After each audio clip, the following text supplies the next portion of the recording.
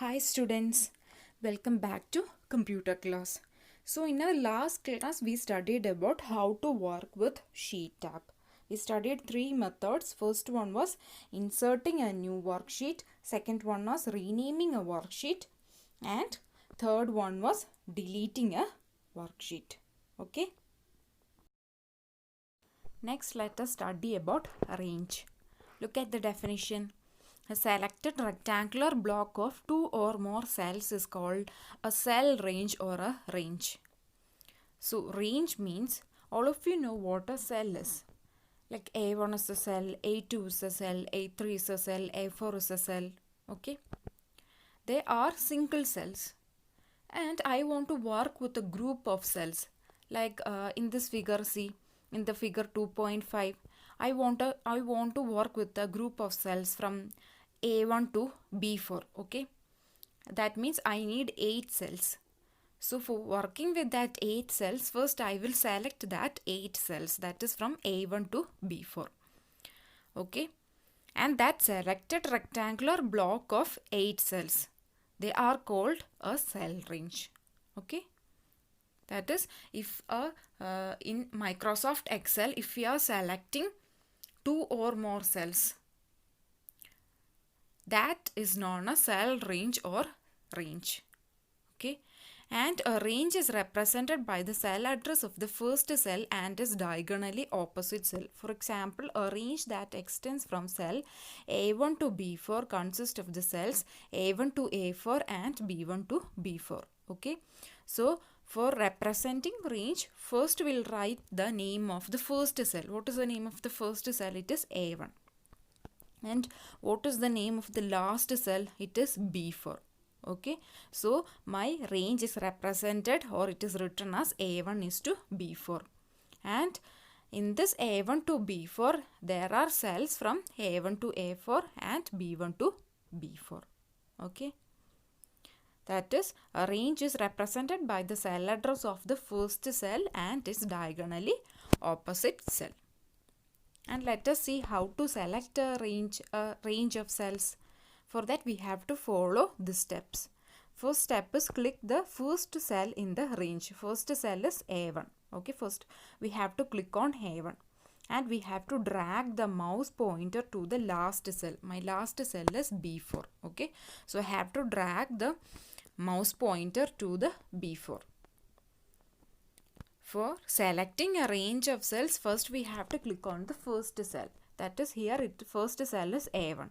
And we have to drag the mouse pointer till the last cell. And my last cell here is B4. So I have to drag the mouse pointer to B4. This is how we select a range of cells. And also you can use another method, that is, you can also hold down the shift key and press the arrow keys to extend a selection. And you can use any one of this method.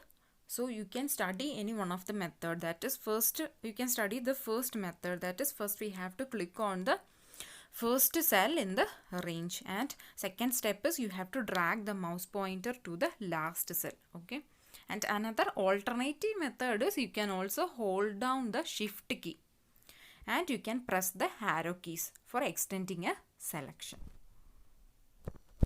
So once again, a range means it is a selected rectangular block of two or more cells. That is, till now what we studied was about a single cell, like A1, A2, A3, A4, etc. Okay, and if I want to work with a group of cells, for example in this figure, see, I want to work with 8 cells, that is from A1 to B4. For that, first I have to select this 8 cells from A1 to B4. And that selected 8 cells, they are called a cell range. And a range, it is been represented first by the cell address of the first cell and its diagonally opposite cell. In this figure, my range is from A1 is to B4. Okay, in this figure my range is from A1 to B4.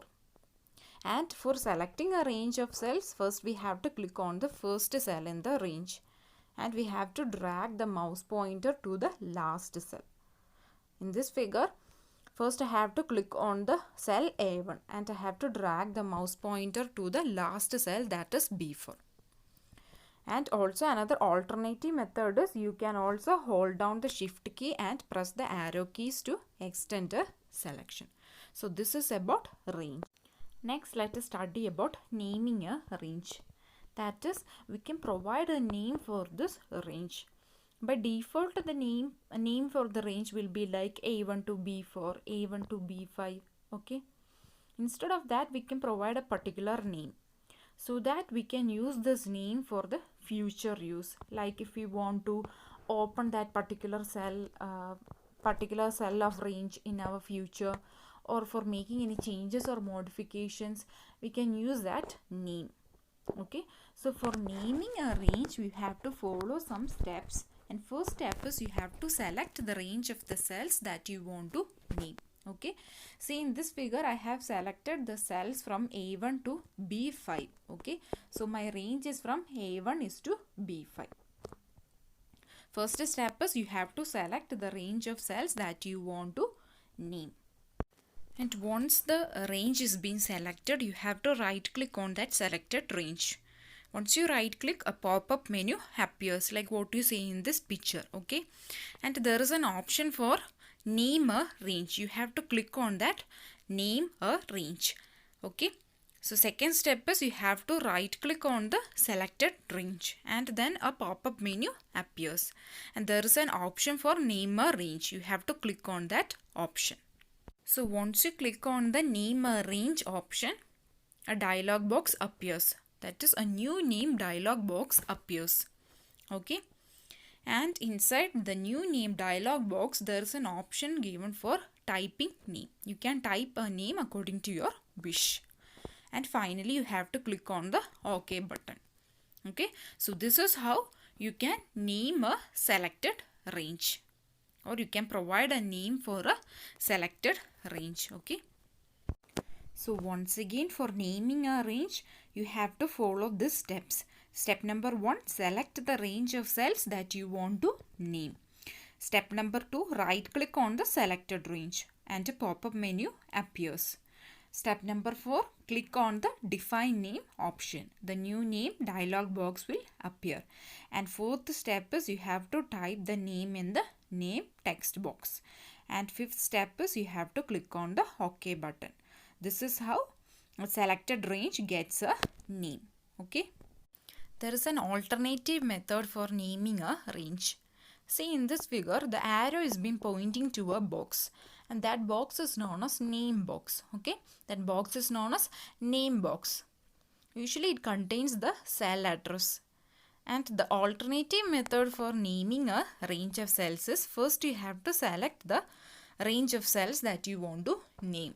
Okay, and once you select the range of cells, you have to click on that name box and you can type the name for the range of cells and you have to click on the enter key. Okay, so the alternative method for naming the range of cells is, first you have to select the range of cells that you want to name and you have to click on the name box and you can type a name for the range of cells and you have to press on the enter key.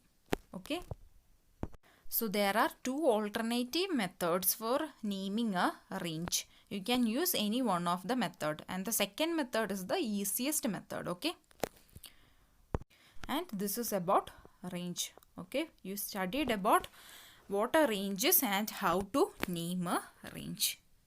The next topic is about formulas. Okay, in Microsoft Excel, you can perform various mathematical operations like addition, subtraction, multiplication, finding average, finding percentage. Okay, so for performing these mathematical operations, we use a equation, and that equation is known as formulas. Okay, in Microsoft Excel, for performing mathematical operations, we use equations and they are known as formulas. A formula, they start with an equal sign, and after the equal sign we can add a number, a cell address, cell ranges, operators, etc. Okay, a formula they first start with an equal to sign, and after the equal to sign we can add numbers, cell addresses, cell ranges, operators, etc. Next, let us see how to use formulas. In this picture you can see a worksheet, and the worksheet has got three numbers. I want to add these three numbers. First number is present in the cell A1, second number is present in the cell A2, and third number is present in the cell A3. Okay, I want to add these three numbers and I want to get the result in the cell A4.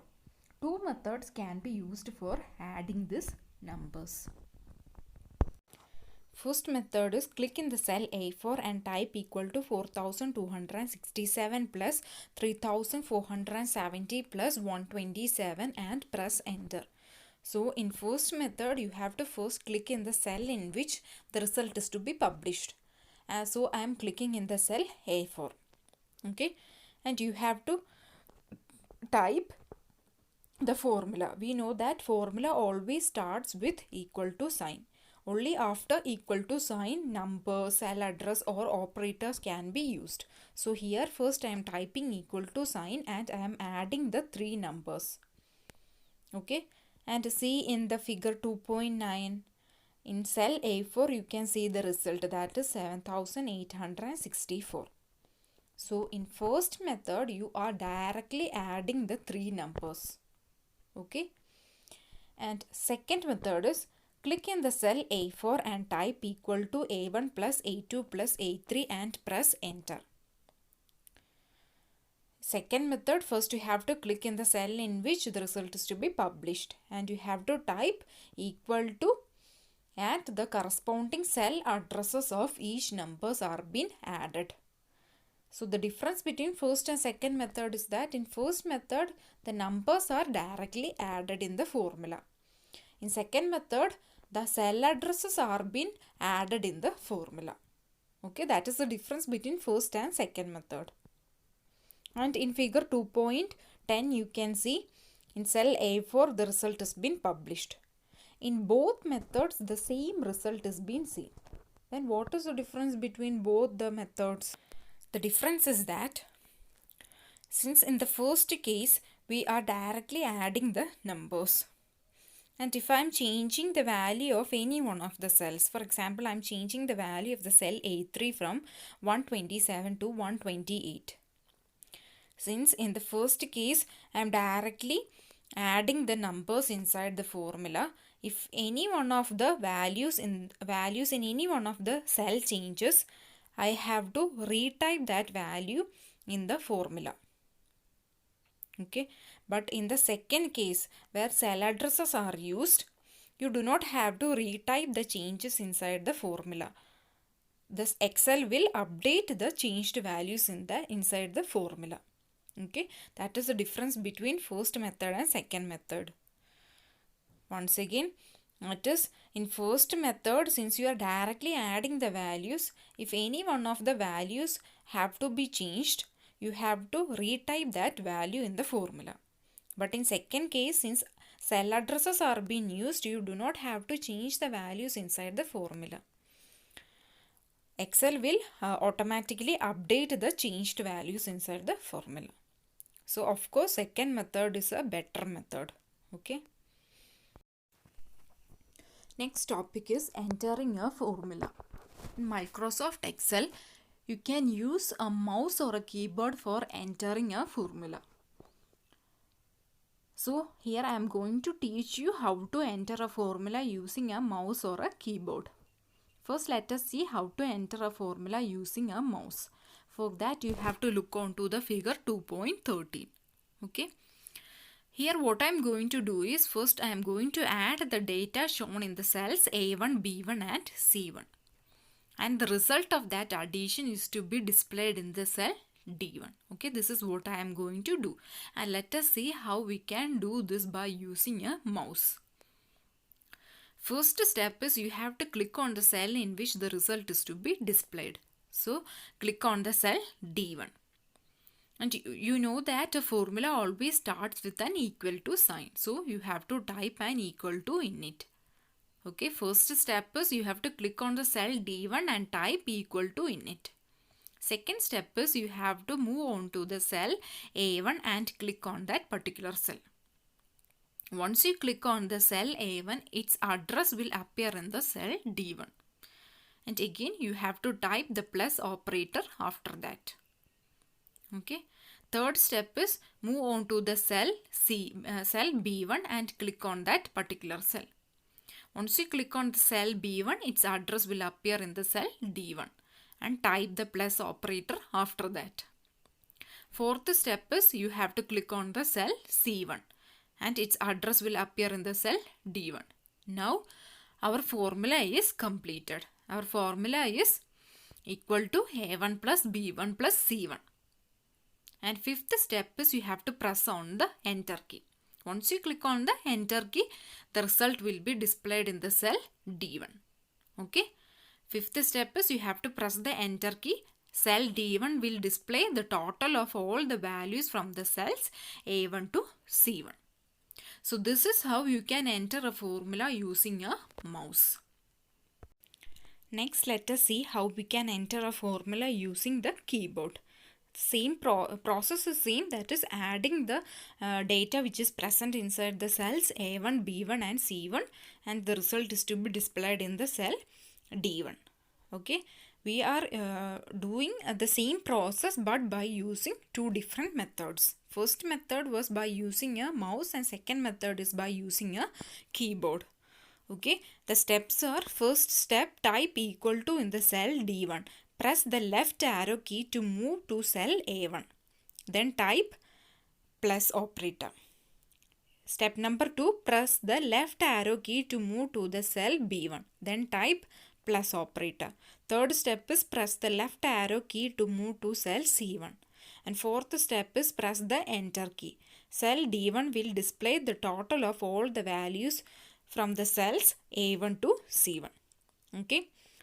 The only difference between both methods is that in first method you are using a mouse for moving to the other cells.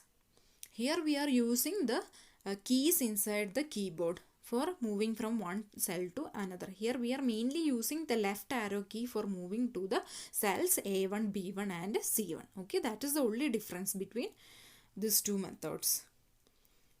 And see in this, did you know the length of a formula cannot be more than 8192 characters. Okay, the length of the formula can be only up to 8192 characters.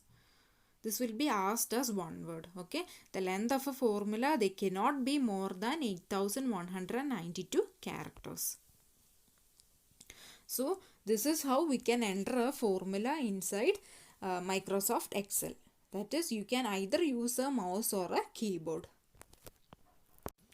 Next, let us see how to copy a formula. Okay, in Excel you can copy a formula from one cell to another. And there are two methods for copying a formula.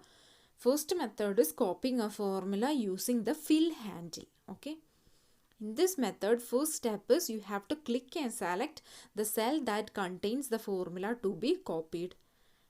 See, in this figure, I want to copy the data which is present at the cell D1. So, I am clicking and selecting that particular cell. This is the first step. Okay. And second step is you have to bring the mouse pointer to the bottom right corner of that cell. The pointer turns to a plus sign. This is called as a fill handle. Okay. I'll make you understand what a fill handle is. See in this picture, I am currently at the cell B5. Okay, I want to copy the data which is present at B5 to some other cell. Okay, so first I am clicking and selecting the cell B5. And second step is I have to bring the mouse pointer to the bottom right corner of that particular cell. And that pointer will turn to a plus sign. See, you can see a plus sign. And that plus sign is known as fill handle. Okay. That is, you have to bring the mouse pointer to the bottom right corner of that particular cell. And that pointer will turn to a plus sign. And that plus sign is known as the fill handle. Okay. Hope you are clear with what you mean by a fill handle. Third step is you have to drag the fill handle across the column to select the cell where the formula is to be copied. Fourth step is you have to release the mouse button. Excel will display the result. Okay. So next step is you have to drag that fill handle to the column to which the formula is to be copied. And you have to release the mouse pointer. Then the Excel will display that particular result. Okay, this is how you are copying a formula using the fill handle. Second method for copying a formula is by using copy and paste. Okay, all of you are familiar with this copy and paste options. Okay, the copy and paste commands are used to copy a formula and paste it into one or more cells. For doing this, you have to follow these steps. First step is you have to select the cell with the formula you want to copy. Second step is click on the copy from the clipboard group. Third step is select the cell where you want to paste the formula.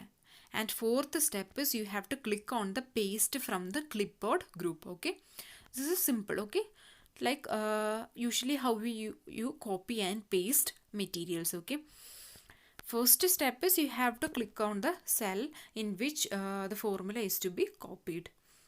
And in the home tab, there is an option given for copy. You have to click on that. Then you have to select the cell in which that formula is to be pasted. And then you have to click on the paste option from the home tab. Okay. So this is how you can copy a formula using copy and paste option. Okay. There are two methods used for copying a formula. First method is copying a formula using the fill handle. The second method is copying a formula using copy and paste option. You can use any one of the methods according to your wish. Okay. Next topic is about errors. In Microsoft Excel, an error means that there is something wrong with the way your formula has been typed or written, or there is something wrong with the cells that you are referencing. Okay, in Microsoft Excel, an error means there is something wrong with the way your formula is being written, or there is something wrong with the cells that you are using. And Microsoft Excel, they use several error values or error messages. And all of these error messages, they begin with a number or a hash sign. So whenever you see a hash sign inside a formula, it means that it is an error value or a error message. Okay. And some of the errors that Excel can display are, see in the figure 2.17. First one is division by 0 is not possible. That is, you cannot divide a number by 0. Okay, in such cases, the error value is being shown as hash div divided by 0 asterisk. Okay, this shows that division by 0 is not possible. In second error value or error message is the column is not wide enough for the value. See, the formula used is a bigger value, and that value doesn't fit into that column. In such cases, the error value will be shown as hash hash hash hash. Okay, 4 hashes. That means the column is not wide enough for that particular value. And third type is Excel doesn't recognize the value. In such cases, the error value is being shown as hash value asterisk. Okay, if hash value asterisk is shown, it means that Excel doesn't recognize that value. And fourth error message is invalid cell references in the formula, and it is represented by hash ref asterisk. If hash ref asterisk is being seen, it means that it is an invalid cell reference in the formula. Okay, so these are the 4 different cases, or these are the 4 different error messages. So once again, error means there is something wrong in the way the formula is being written or typed, and or it could be something wrong with the cells that you are referencing. Okay, and some of the errors that Excel can display are division by 0 is not possible, column is not wide enough for the value, Excel doesn't recognize the value and invalid cell reference in the formula. So this is about errors in Excel. So with this we come to the end of today's section. Thank you.